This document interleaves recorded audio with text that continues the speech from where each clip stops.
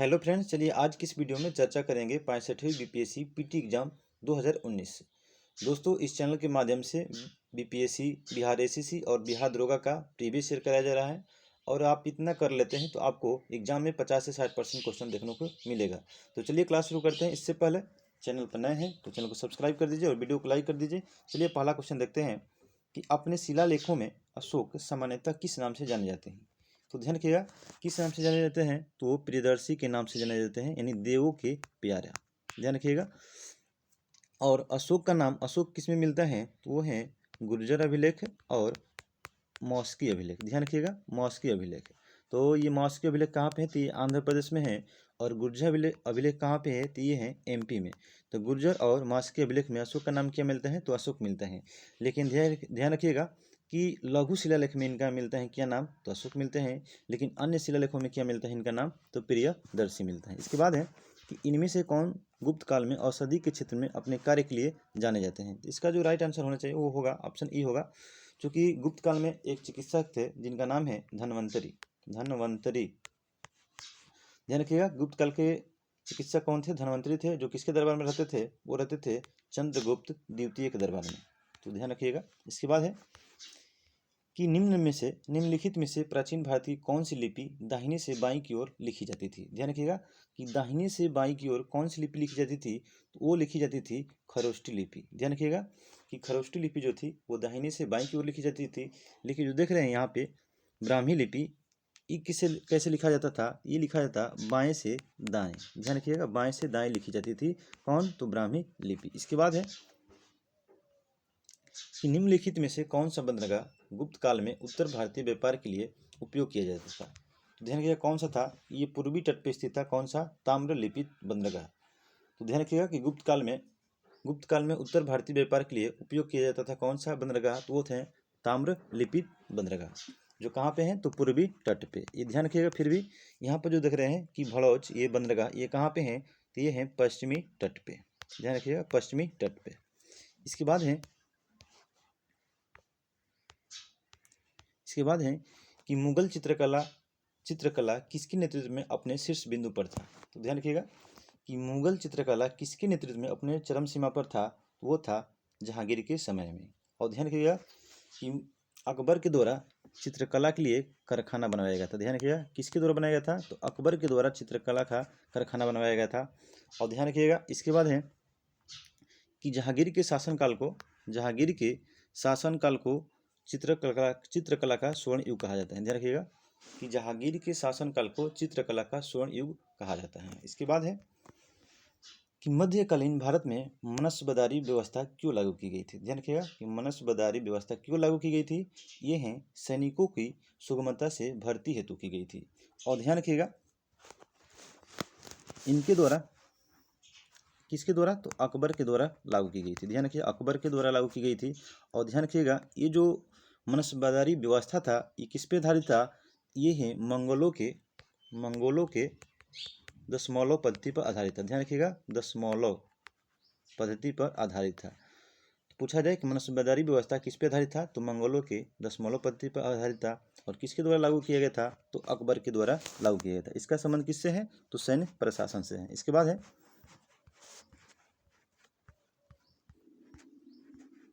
Question है 7 कि अष्टप्रधान का गठन किसने किया था। तो ध्यान रखिएगा अष्टप्रधान का गठन किसके द्वारा किया गया था तो मराठा शासक शिवाजी के द्वारा किया गया था।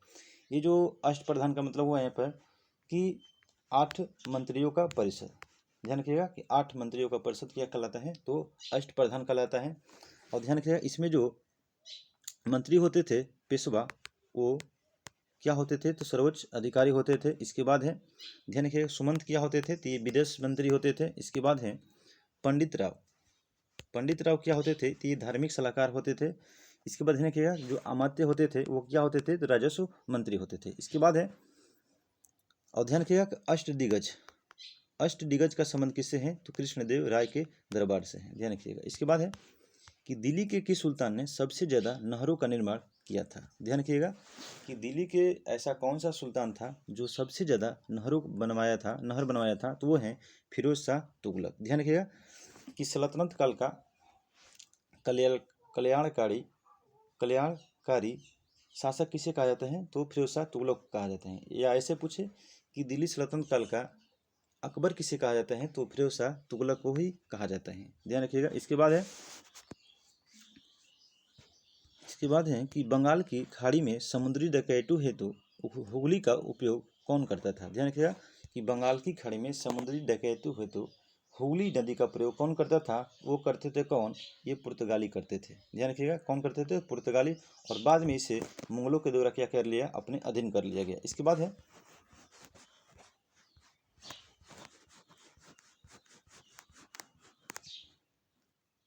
कि स्वराज, नहीं इससे पहले चलिए देखते हैं, यहाँ पे क्वेश्चन है, आइए चलते देखते हैं क्वेश्चन नंबर 10। व्यक्तिगत सत्याग्रह आंदोलन के प्रथम सत्याग्रही कौन थी या कौन था? तो ध्यान रखिएगा कि व्यक्तिगत सत्याग्रह की शुरुआत कब हुई थी? तो 1940 ईस्वी में हुई थी। किसके द्वारा? तो महात्मा गांधी के द्वारा शुरू की गई थी। और ध्यान रखिएगा इसके प्रथम सत्याग्रही कौन थे? तो वो थे आचार्य विनोबा भावे, ठीक है। और दूसरे कौन थे? वो थे पंडित जवाहरलाल नेहरू। और तीसरे कौन थे? तो ब्रह्म दत्त थे। चलिए इसके बाद नेक्स्ट क्वेश्चन देखते हैं कि लंदन में इंडिया हाउस के संस्थापक कौन थे? तो ध्यान रखिएगा कि इंडिया हाउस की स्थापना कहाँ हुआ था? तो लंदन में हुआ था। कब हुआ था? तो 1905 ईस्वी में हुआ था। किसके द्वारा? तो श्याम जी कृष्ण वर्मा के द्वारा की गई थी।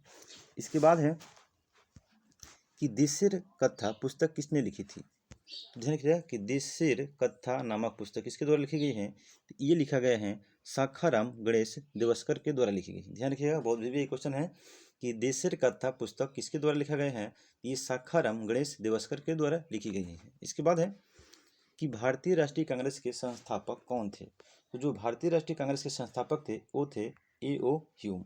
और ध्यान रखिएगा कि भारतीय राष्ट्रीय कांग्रेस के प्रथम महासचिव किसे बनाया गया था? A.O. ह्यूम को बनाया जाता है और इसे हर्मिट ऑफ शिमला के नाम से भी जाना जाता है। और ध्यान रखिएगा कि भारतीय राष्ट्रीय कांग्रेस के अध्यक्ष कौन थे? वो थे पहले तो W.C. बनर्जी थे, व्योमेश चंद्र बनर्जी। और इस भारतीय राष्ट्रीय कांग्रेस का पहला अधिवेशन कहाँ कराया गया था? तो वो कराया गया था बम्बई में। बम्बई में कहाँ पे? तो गोकुल दास तेजपाल संस्कृत कॉलेज में कराया गया था। और ध्यान किया किस वायसराय के समय में गठन किया गया था? तो लॉर्ड डफरिन के समय में इसकी स्थापना की गई थी। इसके बाद है कि स्वराज मेरा जन्मसिद्ध अधिकार है और मैं इसे लेकर ही रहूँगा, किसने कहा था? तो किसके द्वारा कहा गया था? तो बाल गंगाधर तिलक के द्वारा कहा गया था। और ध्यान रखिएगा इनके द्वारा दो समाचार पत्र का आरंभ किया गया था। एक है द मराठा और दूसरा जो है केसरी। ध्यान रखिएगा केसरी। तो जो देख रहे हैं मराठा, द मराठा, ये किस भाषा में छपता था? तो ये अंग्रेजी भाषा में छपता था।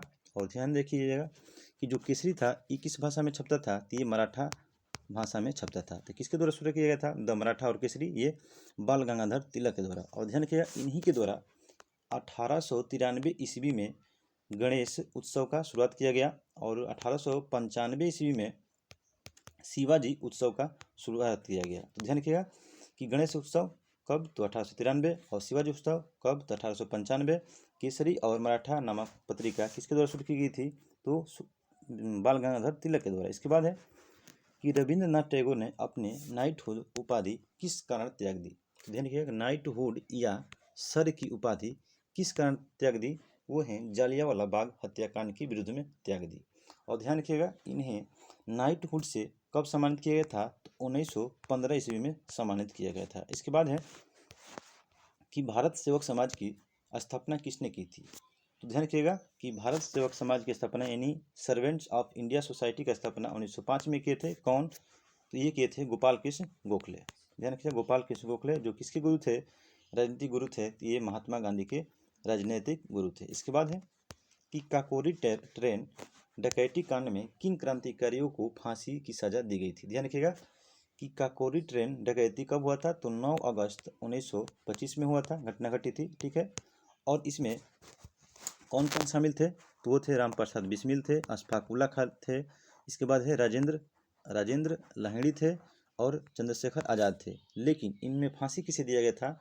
तो रामप्रसाद बिस्मिल और अशफाक उल्ला खां को दिया गया था। ध्यान रखिएगा कि शामिल थे तो बहुत लोग, 4-5-6 लोग थे, लेकिन इसमें फांसी किसे दिया गया था? तो रामप्रसाद बिस्मिल और अशफाक उल्ला खां को दिया गया था। इसके बाद है कि India for India for Indians किताब किसने लिखी है, यानी भारत भारतीयों के लिए नामक पुस्तक किसके द्वारा लिखा गया है, तो ये लिखा गया है चित्तरंजन दास के द्वारा लिखा गया है। इंडिया फॉर इंडियंस नामक पुस्तक किसके द्वारा लिखी गई है, तो चित्तरंजन दास के द्वारा लिखी गई है। और ध्यान रखिएगा इसे देशबंधु के नाम से भी जाना जाता है। तो देशबंधु किसे जानते हैं, तो CR दास को। इसके बाद है कि सत्यशोधक समाज की स्थापना किसने की थी, तो सत्यशोधक समाज की स्थापना 1873 ईस्वी में की गई थी। किसके द्वारा, तो ज्योतिबा फुले के द्वारा किया गया था। ज्योतिबा फुले के द्वारा किया गया था। और इनका एक पुस्तक है गुलामगिरी। ध्यान रखिए गुलामगिरी किसकी पुस्तक है, तो ज्योतिबा फुले की है। इसके बाद है कि भारतीय राष्ट्रीय कांग्रेस के प्रथम महिला अध्यक्ष कौन थी, तो ध्यान रखिएगा कि भारतीय राष्ट्रीय कांग्रेस की जो प्रथम महिला अध्यक्ष थी वो कौन थी, श्रीमती एनी बेसेंट थी। कहाँ पे, तो 1917 में कलकत्ता अधिवेशन की अध्यक्षता की थी। इसके बाद है कि भारतीय राष्ट्रीय कांग्रेस के प्रथम भारतीय महिला कौन थी, तो वो थी सरोजिनी नायडू। कहाँ पे, तो 1925 कानपुर अधिवेशन की अध्यक्षता की थी। इसके बाद है कि भारतीय राष्ट्रीय कांग्रेस की तीसरी महिला अध्यक्ष कौन थी, तो वो हैं नलिनी सेन गुप्ता। ध्यान रखिएगा नलिनी सेन गुप्ता। ये कब अध्यक्षता की थी, ये की थी 1933 ईस्वी में। कहाँ पे, तो कोलकाता में की थी। तो ध्यान रखिएगा कि नलिनी सेन गुप्ता कौन से क्रम की थी, तो तीसरे क्रम की थी। इसके बाद है कि ठगों का उन्मूलन किसके नेतृत्व में हुआ था, तो ध्यान रखिएगा कि जो ठगों का उन्मूलन हुआ था किसके नेतृत्व में हुआ था, तो वह है कैप्टन सलीमन के नेतृत्व में हुआ था। कब, तो 1830 ईस्वी में। और उस समय गवर्नर कौन थे, तो वो थे लॉर्ड विलियम बेटिक थे। ध्यान रखिएगा। इसके बाद है क्वेश्चन नंबर 22 चलते हैं, देखते हैं। अफगानिस्तान के प्रति आक्रामक नीति किस वायसराय ने अपनाई थी, ध्यान रखिएगा। यानी अफगानिस्तान के प्रति किसने अहस्तक्षेप नीति को अपनाया था, वो अपनाया था लॉर्ड लिटन ने। इसका जो शासनकाल कब से है, तो 1876 से 1880 के बीच है। और ध्यान रखिएगा इन्हीं के द्वारा अफगानिस्तान के प्रति अहस्तक्षेप नीति अपनाया गया था। और ध्यान रखिएगा इनको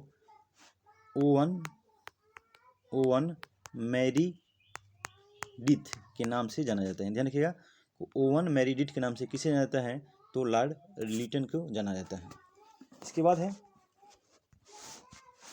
कि 1930 में महात्मा गांधी ने सविनय अवज्ञा आंदोलन कहाँ से प्रारंभ किए, तो ध्यान रखिएगा कि सविनय अवज्ञा आंदोलन का प्रारंभ कहाँ से किया गया था, तो ये किया गया था डांडी से किया गया था। ध्यान रखिएगा कहाँ से, तो डांडी से किया गया था। इसके बाद है कब, तो 1930 में किए गए थे। ध्यान रखिएगा कहाँ से, तो डांडी से किए थे। इसके बाद है कि शराबबंदी आंदोलन 1922 किसके नेतृत्व में आरंभ हुआ। ध्यान रखिएगा कि शराबबंदी आंदोलन कब हुआ था, तो 1922 ईस्वी में हुआ था। किसके नेतृत्व में हुआ था, तो सरदार वल्लभ भाई पटेल के नेतृत्व में हुआ था।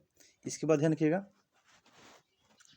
कि बारदौली आंदोलन का नेतृत्व किसने की थी, तो 1928 में। ध्यान रखिएगा किसके द्वारा, तो ये सरदार वल्लभ भाई पटेल के द्वारा।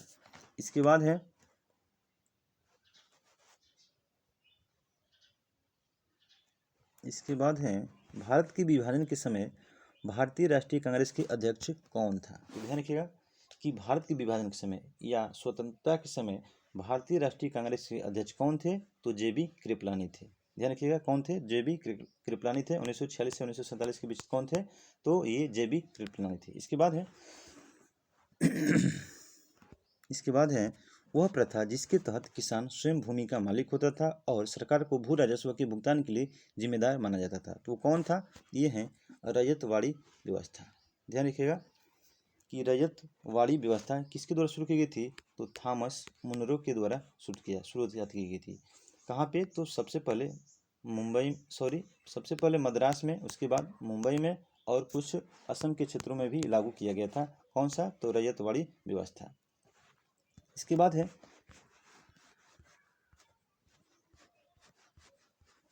कि बिहार राज्य में गंगा किनारे स्थित जिलों की संख्या कितनी है। ध्यान रखिएगा कि बिहार राज्य में गंगा नदी के किनारे स्थित जिलों की संख्या कितनी है, वो है 12।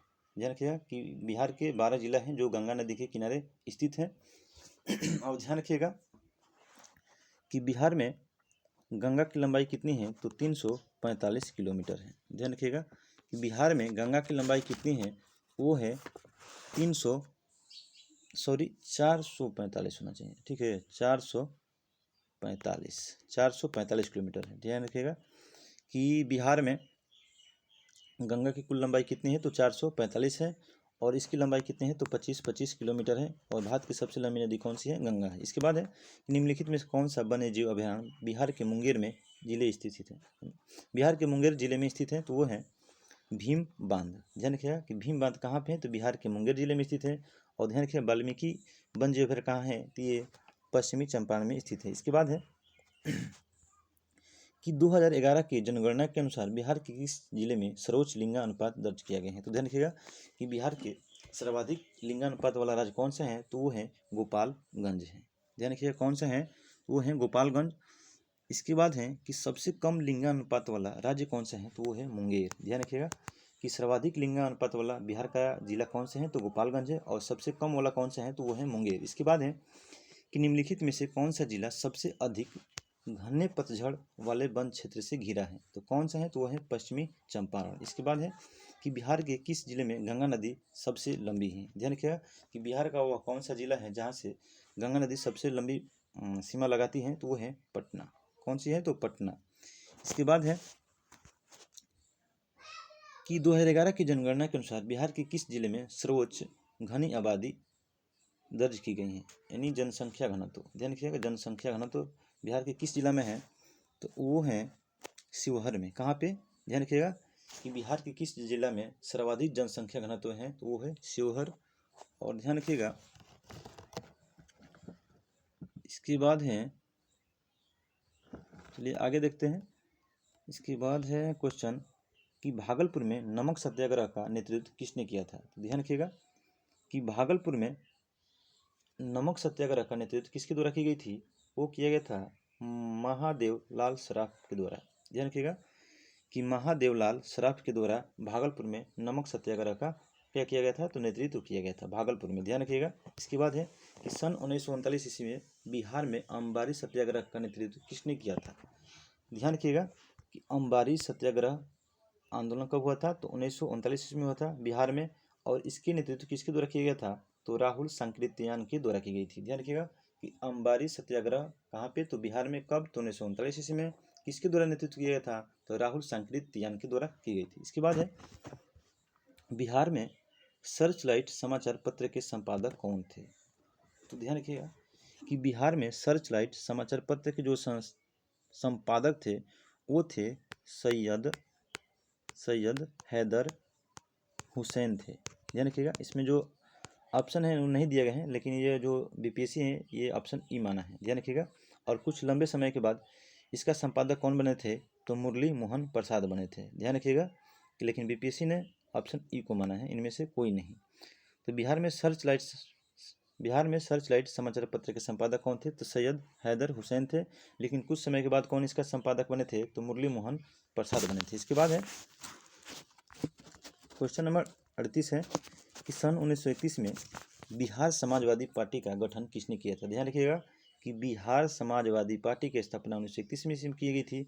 किसके द्वारा की गई थी, तो फूलन प्रसाद वर्मा के द्वारा किया गया था। ध्यान रखिएगा कि बिहार समाजवादी पार्टी की स्थापना 1931 ईस्वी में की गई थी, फूलन प्रसाद वर्मा के द्वारा की गई थी।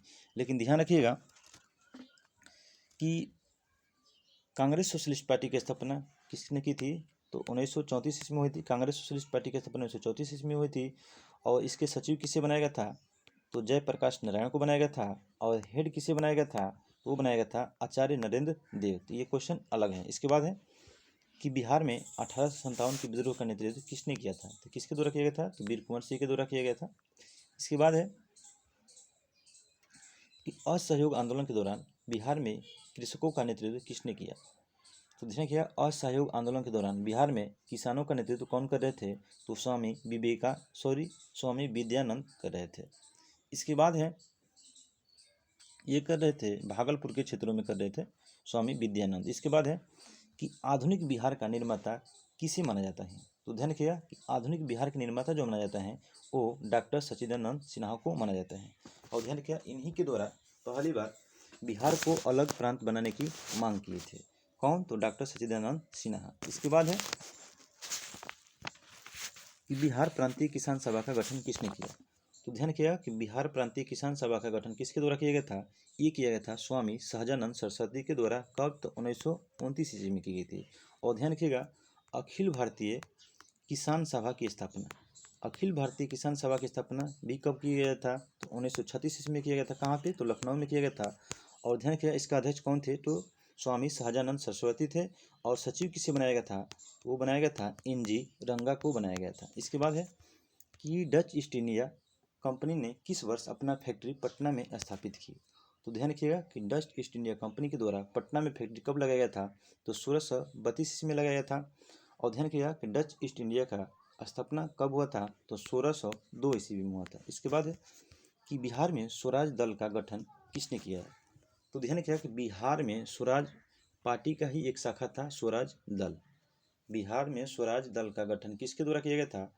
वो किया गया था श्री कृष्ण सिंह के द्वारा किया गया था। ध्यान रखिएगा कि स्वराज पार्टी का एक शाखा था, कौन था? स्वराज दल। इसका बिहार में गठन किसने किया था? तो श्री कृष्ण सिंह के द्वारा किया गया था। इसके बाद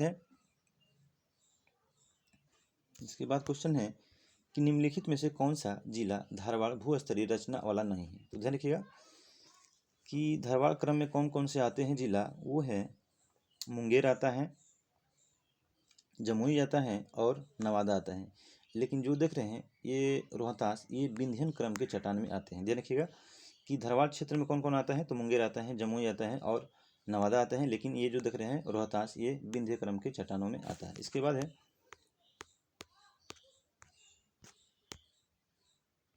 45 के बाद, चलिए डायरेक्ट चलते हैं हम लोग। क्वेश्चन है सरकार की संसदीय व्यवस्था के विषय में निम्नलिखित में से कौन सा वक्तव्य सही है? तो चलिए देखते हैं इसका जो विधायिका न्यायपालिका के प्रति जवाबदेही होती है, ये तो गलत है। इसके बाद है कि विधायिका कार्यपालिका के प्रति जवाबदेही होती है।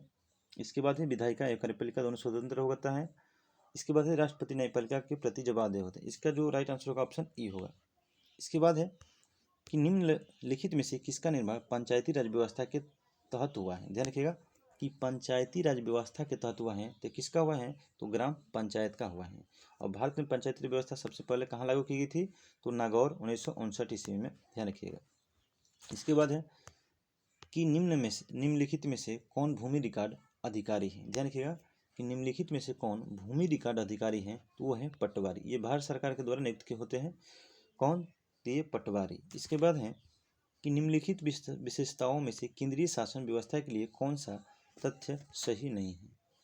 तो निम्नलिखित विशेषताओं में से केंद्रीय शासन व्यवस्था के लिए कौन सा कथन सत्य नहीं है? तो ये है बड़े देशों के लिए आदर्श। इसके बाद है कि आम आदमी पार्टी है। तो ध्यान रखिएगा अब ये वर्तमान समय में नेशनल पार्टी हो चुका है। ध्यान नहीं, अभी ये नेशनल पार्टी नहीं हुआ है। इसका जो राइट आंसर होगा वो होगा राज्य पार्टी। ठीक है, ध्यान रखिएगा ये अभी राज्य पार्टी का दर्जा है इसे। और ये इसका गठन कब किया था? तो 2012 ईस्वी में। ध्यान रखिएगा कि आम आदमी पार्टी का आप गठन कब किया गया था? तो 2012 ईस्वी में। ये क्या है? तो राज्य पार्टी है। इसके बाद है कि निम्नलिखित में से संवैधानिक उपचारों में से किसे पोस्टमार्टम भी कहा जाता है? तो ध्यान रखिएगा कि पोस्टमार्टम किसे कहा जाता है? तो उत्प्रेषण को कहा जाता है। और ध्यान रखिएगा कि सुप्रीम कोर्ट किस आर्टिकल के तहत जारी करते हैं? तो वो है 5 रिट जारी करते हैं, अनुच्छेद 32। और जो हाई कोर्ट होता है वो किस अनुच्छेद के तहत करता है? तो 226 के तहत 5 रिट जारी करता है। इसके बाद है कि निम्नलिखित भारतीय राज्यों में से किस राज्य विधानसभा में सदस्यों की संख्या अधिक है? तो ध्यान रखिएगा ये जो देख रहे हैं अरुणाचल प्रदेश, मणिपुर और मेघालय में विधानसभा की सीटों की संख्या कितनी है? तो 60 है। लेकिन हिमाचल प्रदेश में कितने हैं? तो 68 है। तो इसका जो राइट आंसर होगा ऑप्शन बी। इसके बाद है कि भारत के वरीयता क्रम में निम्नलिखित में से कौन पहले आता है? तो ध्यान रखिएगा कि इसका जो चर्चा है 9A में है। इसमें जो ये आते हैं UPSC के अध्यक्ष आते हैं, मुख्य चुनाव आयुक्त आते हैं, नियंत्रक महालेखा परीक्षक आते हैं। लेकिन सबसे पहले कौन आते हैं? तो UPSC के अध्यक्ष आते हैं। चलिए देखते हैं वरीयता क्रम पहले कि वरीयता क्रम में पहले कौन आते हैं? तो राष्ट्रपति आते हैं। इसके बाद है उपराष्ट्रपति आते हैं। उसके बाद है उपराष्ट्रपति के बाद आते हैं प्रधानमंत्री आते हैं। प्रधानमंत्री के बाद कौन आते हैं? तो राज्यों के राज्यपाल अपने राज्यों में। और 5वें पे कौन आते हैं? तो भूतपूर्व राष्ट्रपति। इसके बाद जो क्वेश्चन है कि कन्याकुमारी से सटी पहाड़ियाँ हैं। तो ध्यान किया कि कन्याकुमारी से सटी पहाड़ियाँ कौन सी हैं, तो वो हैं कार्डम पहाड़ियाँ। ध्यान रखिएगा, कार्डम पहाड़ियाँ ये जो है तमिलनाडु और केरल में फैली हुई है। और ध्यान रखिएगा कि जो कार्डम पहाड़ियाँ हैं ये लीची के लिए क्या है, प्रसिद्ध हैं, और चाय के लिए। इसके बाद है कि निम्नलिखित में से गंगा नदी का भाग कौन सी उपनदी है, वो है उत्तरी कोयल नदी। इसके बाद है कि निम्नलिखित में से किस पहाड़ पर चाय बागान नहीं है। ध्यान रखिएगा कि कानन देवन में है चाय के बागान, दार्जिलिंग में है, नीलगिरी में है, लेकिन गिरनार में चाय बागान नहीं है। इसके बाद है कि भारत में किस राज्य का सर्वाधिक क्षेत्र वन पतझड़ वाले जंगल से घिरा है। तो सर्वाधिक वन कहाँ पे है, तो वो है मध्य प्रदेश में है। और दूसरा कौन सा राज्य है, तो अरुणाचल प्रदेश है। और प्रतिशत की दृष्टि से सर्वाधिक वन कहाँ पे है, तो मिजोरम में है। ध्यान रखिएगा, मिजोरम में। इसके बाद है कि निम्नलिखित में से किस क्षेत्र में प्रवाल भित्ति नहीं पाई जाती है। तो प्रवाल भित्ति कहाँ कहाँ पाई जाती है, तो मन्नार की खाड़ी में पाई जाती है, कच्छ की खाड़ी में पाई जाती है, लक्षद्वीप और मिनिकॉय द्वीप में पाया जाता है, और अंडमान निकोबार द्वीप में पाया जाता है। जिसका जो राइट आंसर होगा ऑप्शन ए होगा, कैम्बे की खाड़ी में प्रवाल भित्ति नहीं है। और ध्यान रखिएगा प्रवाल भित्ति किससे बना होता है, तो कैल्शियम कार्बोनेट का बना होता है। इसके बाद है कि 2011 की जनगणना के अनुसार निम्नलिखित में से किस धार्मिक समूहों में सर्वाधिक साक्षरता दर प्रतिशत दर्ज की गई है। तो ध्यान रखिएगा कि 2011 की जनगणना के अनुसार किस धार्मिक समूह में सर्वाधिक साक्षरता दर प्राप्त हुई है, वो है जैन धर्म में सर्वाधिक साक्षरता दर में क्या हुआ है, तो वृद्धि हुआ है। इसके बाद है कि निम्नलिखित में से जनजाति और राज्य की कौन सा जोड़ा सही नहीं है। तो चलिए देखते हैं। भील जो है गुजरात में पाई जाती हैं, ये भी है। कोटा तमिलनाडु में पाई जाती हैं। इसके बाद है गद्दी हिमाचल प्रदेश में, और टोडा जो है ये टोडा केरल में नहीं बल्कि तमिलनाडु के नीलगिरी पहाड़ी में पाई जाती हैं। इसका जो राइट आंसर होगा ऑप्शन डी। इसके बाद है कि निम्नलिखित में से भारत का कौन सा औद्योगिक आर्थिक गलियारा जापान के सहयोग से विकसित किया जा रहा है, तो वह है दिल्ली मुंबई गलियारा। इसकी घोषणा कब की गई थी, तो 2006 ईस्वी में किया गया था। इसके बाद है 68 के बाद 69, निम्नलिखित में से कौन सा देश भौगोलिक क्षेत्र की दृष्टि से सीमा रहित सबसे बड़ा देश है। तो ध्यान रखिएगा कि सीमा रहित सबसे बड़ा देश कौन सा है, तो वो है जापान है। कौन सा देश है, जापान है। यानी ये जो जापान है ये कई बड़े छोटे द्वीपों का क्या है, एक समूह है। इसके बाद है ध्यान रखिएगा कि यहाँ पे कितने द्वीप हैं जो मुख्य रूप से प्रसिद्ध हैं, वो हैं होन्शु द्वीप, शिकोको, इसके बाद है क्यूशु द्वीप और होक्काइडो। ध्यान रखिएगा कहाँ पे हैं, तो जापान में है। इसके बाद है कि सर्वाधिक उत्तरी दक्षिण अंशासीय लंबाई वाली सीमा वाला देश कौन सा है। ध्यान रखिएगा कि सर्वाधिक उत्तर और दक्षिण में कौन सा देश फैला हुआ है, वो है चिली। ध्यान रखिएगा इसकी लंबाई बहुत ज़्यादा है, किसकी तुलना में, तो चौड़ाई की तुलना में। इसके बाद है और ध्यान रखिएगा कि ये दक्षिण अमेरिका का एक देश है, और यहाँ पर सर्वाधिक क्या होता है, तो तांबा का उत्पादन होता है, ताप। इसके बाद है कि निम्नलिखित में से किस देश में सबसे अधिक संख्या में द्वीप हैं। तो ध्यान रखिएगा कि सर्वाधिक द्वीपों की संख्या वाला देश कौन सा है, तो वो है इंडोनेशिया। यहाँ पे लगभग 17,000 द्वीप स्थित हैं। कहाँ पे, तो इंडोनेशिया में। इसके बाद है कि निम्नलिखित में से कौन सा देश विश्व का सबसे अधिक केसर उत्पादन करने वाला देश है। ध्यान रखिएगा कि विश्व में सबसे अधिक केसर का उत्पादन कौन करता है देश, वो है ईरान है। ध्यान रखिएगा ईरान है। और भारत में सर्वाधिक उत्पादन कौन करता है, यानी एकमात्र राज्य है, तो वो है जम्मू कश्मीर। और किस मिट्टी पर की जाती है खेती इसकी, तो करेवा मिट्टी पे। इसके बाद है कि निम्नलिखित में से कौन सा देश विश्व का सबसे अधिक यूरेनियम उत्पादन करने वाला देश है। ध्यान रखिएगा कि यूरेनियम का उत्पादन सर्वाधिक कहाँ होता है, तो वो कजाकिस्तान में होता है। लेकिन ध्यान रखिएगा कि यूरेनियम का सर्वाधिक भंडार किस देश में है, तो वो है ऑस्ट्रेलिया में। ध्यान रखिएगा कि यूरेनियम का उत्पादन कहाँ होता है सबसे अधिक, तो कजाकिस्तान में, लेकिन यूरेनियम का सर्वाधिक भंडार कहाँ पे है, तो वो है ऑस्ट्रेलिया में। इसके बाद है 73 के बाद 74 है कि भारत में न्यूनतम समर्थन मूल्य का निर्धारण कौन करता है। तो ध्यान रखिएगा एमएसपी कौन निर्धारण करता है, तो मिनिमम सपोर्ट प्राइस कौन निर्धारित करता है, तो ये करता है कृषि लागत एवं मूल्य आयोग CACP।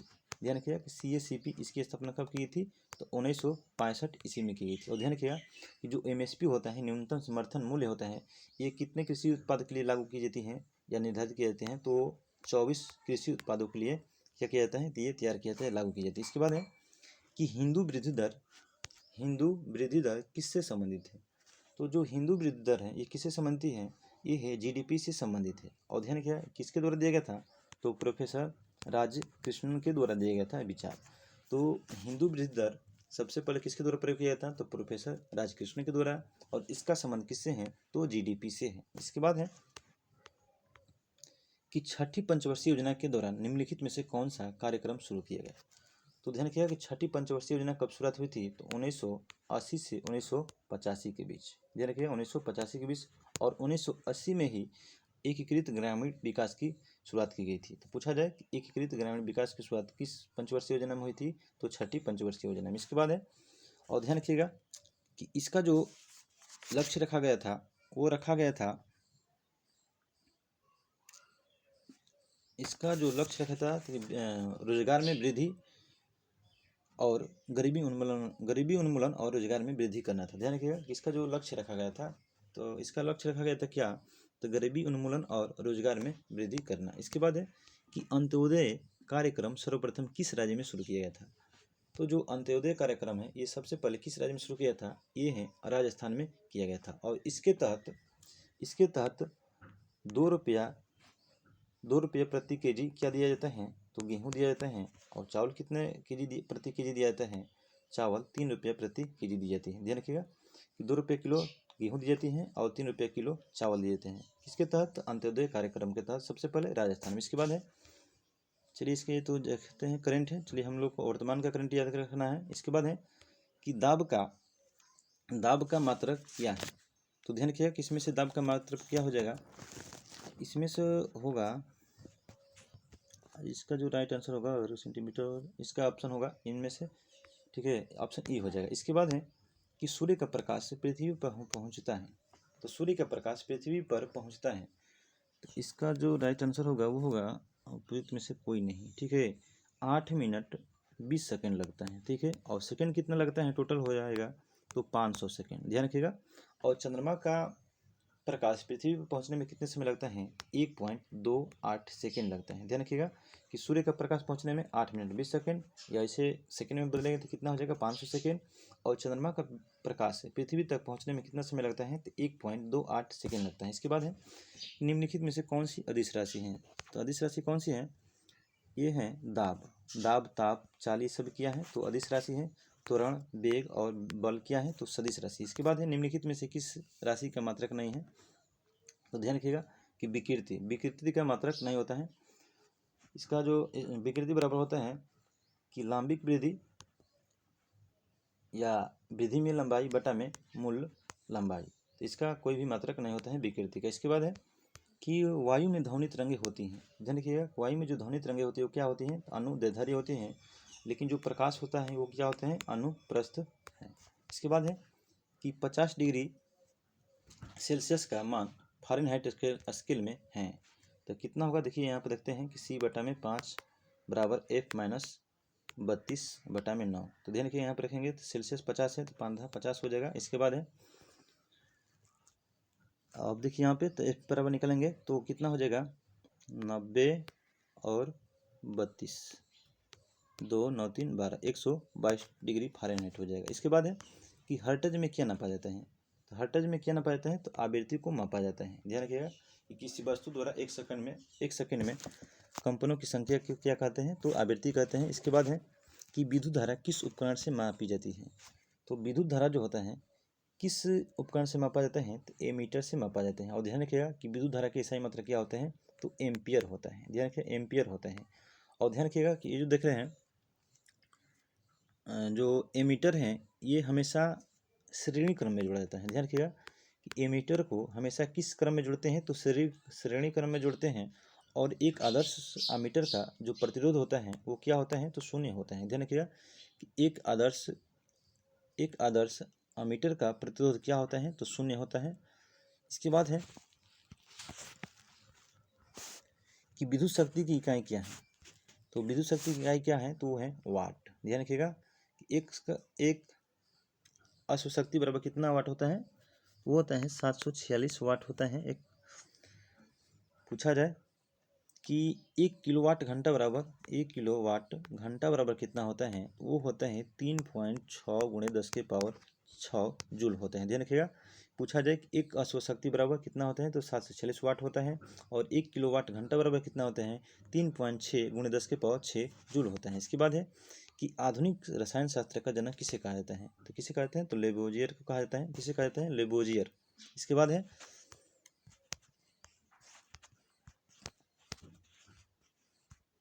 इसके बाद है कि एक तत्व में इलेक्ट्रॉन और न्यूट्रॉनों की संख्या क्रमशः 18 और 20 है, तो इस तत्व की द्रव्यमान संख्या क्या होगा।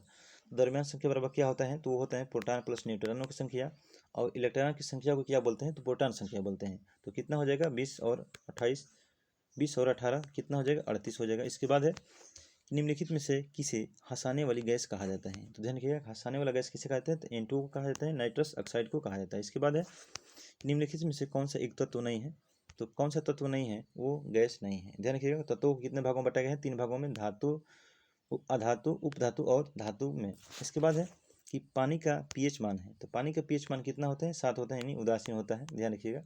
इसके बाद है कि ग्रीन हाउस गैसों में मुख्य घटक होता है, तो ग्रीन हाउस गैसों में जो मुख्य घटक होता है वो कार्बन डाइऑक्साइड होता है। इसके बाद है मीथेन होता है, नाइट्रस ऑक्साइड होता है और जल वाष्प होता है। ध्यान रखिएगा carbon dioxide, methane, nitrous oxide और जल वाष्प, इसका जो राइट आंसर होगा ऑप्शन ई होगा। इसके बाद है ऑक्सीजन अनुपस्थित होती है, तो किस में होती है, तो आप केरोसिन में होती है। इसके बाद है कि प्राकृतिक रबर किसका बहुलक होता है, तो आइसोप्रीन का होता है। और ध्यान रखिएगा कि रबर के साथ सल्फर मिलाकर गर्म करने की प्रक्रिया क्या कहलाती है, तो वलनीकरण कहलाती है। ध्यान रखिएगा। और रबर को लचीला बनाने के लिए क्या मिलाया जाता है, तो सल्फर ही मिलाया जाता है। और रबर को कठोर बनाने के लिए क्या मिलाया जाता है, वो मिलाया जाता है कार्बन। इसके बाद है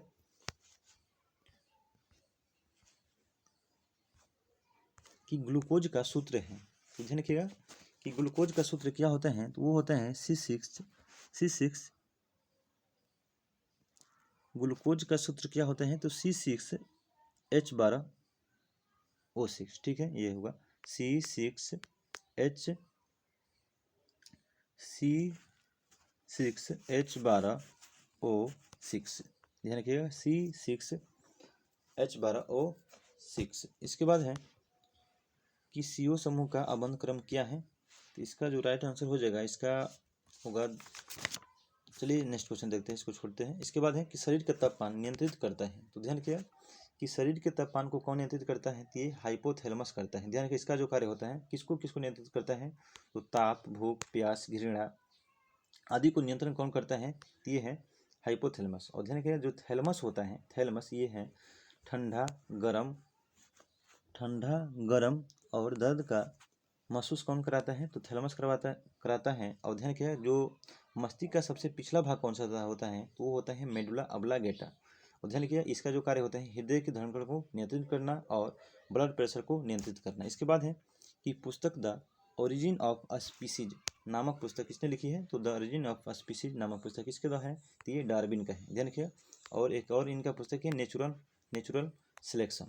इसके बाद है कि शैवाल और कवक के मिलने से लाइकेन बनता है, जिसे कहते हैं, तो क्या कहते हैं, उसे बोलते हैं म्यूटियोलॉजिम। ध्यान रखिएगा कि म्यूटियोलॉजिम बोलते हैं, यानी इसको बोलते हैं सहजीविता।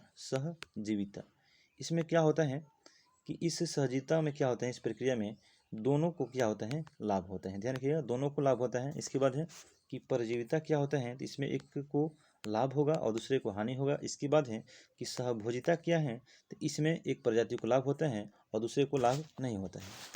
इसके बाद है कि जहाँ जीव रहता है उस सटीक जगह को कहते हैं, तो ध्यान रखिएगा कि जहाँ पर जीव रहते हैं उसे क्या बोलते हैं, तो आवास बोलते हैं। इसके बाद है कि सौर ऊर्जा एटीपी में बदलती है, तो जो सौर ऊर्जा एटीपी में बदलती हैं, तो कहाँ पे, तो क्लोरोप्लास्ट में। ध्यान रखिएगा क्लोरोप्लास्ट यानी हरित लौक में ये बदलता है। एडिनो ट्राइफॉस्फेट इसका पूरा नाम होता है। इसके बाद है कि प्रकाश संश्लेषण का उत्पाद है, तो ध्यान रखिएगा कि प्रकाश संश्लेषण का उत्पाद कौन सा है, तो ये है O2 यानी ऑक्सीजन। और प्रकाश संश्लेषण के लिए क्या क्या चाहिए, तो CO2 चाहिए, H2O चाहिए और क्या चाहिए, प्रकाश। ध्यान रखिएगा इसका अवशोषण करता है प्रकाश के जो पौधे के पत्ती होते हैं, और क्या निकालता है बाहर, तो वो निकालता है O2। इसके बाद है कि हड्डियों की पढ़ाई विज्ञान की शाखा किसके अंतर्गत होती है, तो ध्यान रखिएगा कि जो हड्डियों का अध्ययन कहलाता है वो क्या कहलाता है, ऑस्टियोलॉजी कहलाती है। इसके बाद चलिए नेक्स्ट क्वेश्चन देखते हैं